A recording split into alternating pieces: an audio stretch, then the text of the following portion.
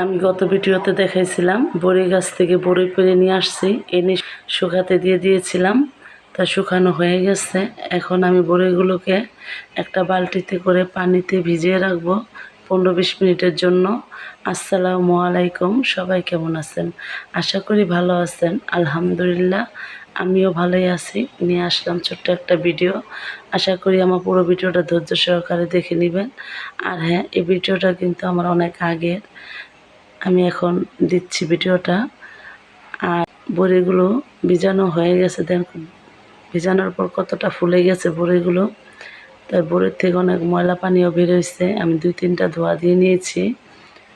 এই তো দেখেন কি ময়লা পানি বের হয়েছে। বের হওয়ার পর আমি 2-3টা আরও ধোয়া দিয়ে দিয়েছি। তাই দেন বড়িটি ধোয়ার পর কত সুন্দর একটা কালার এসে পড়েছে। বড়িগুলো এখন আচার বানানোর উপযোগী হয়ে গেছে।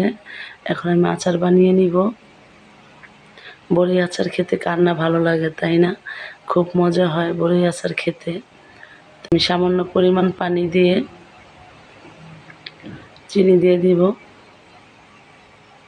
আমি কিন্তু চিনিটা কোনো পাক দিব না।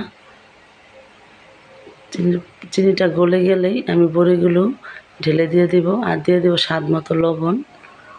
এই তো আমি বড়ি দিয়ে দিচ্ছি। আর এই বড়ি আচার একদিনে বানাবো না, আমি 4-5 দিন লাগিয়ে এই বড়ি আচারটা অল্প অল্প করে জাল দিয়ে বানাবো। একদিনেও বানানো যায়, কিন্তু একদিনে বড়ি আচারটা বানালে কি আমার কাছে ভালো লাগে না। তাই এতে আমি দিয়ে দিলাম এখানে 5 ফোড়ন। বড়ি আচার যে কোনো আচারে আর কি, মিষ্টি জাতীয় আচারে 5 ফোড়ন দিলে খেতে ভালো হয়। এতে বড়ি আচারটা হয়ে গেছে। এখন আমি বয়মে করে রেখে দিব। আমার এই আচারটা প্রায় 1 বছরের মতো থাকবে, ভালো থাকবে আর কি।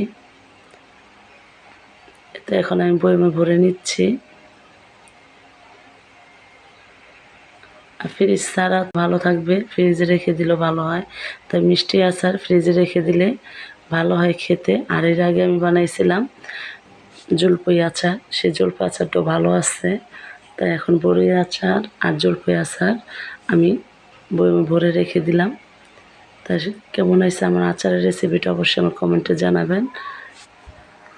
তা সবাই ভালো থাকবেন, সুস্থ থাকবেন। আমার ভিডিওটা এ পর্যন্তই। আল্লাহ হাফেজ।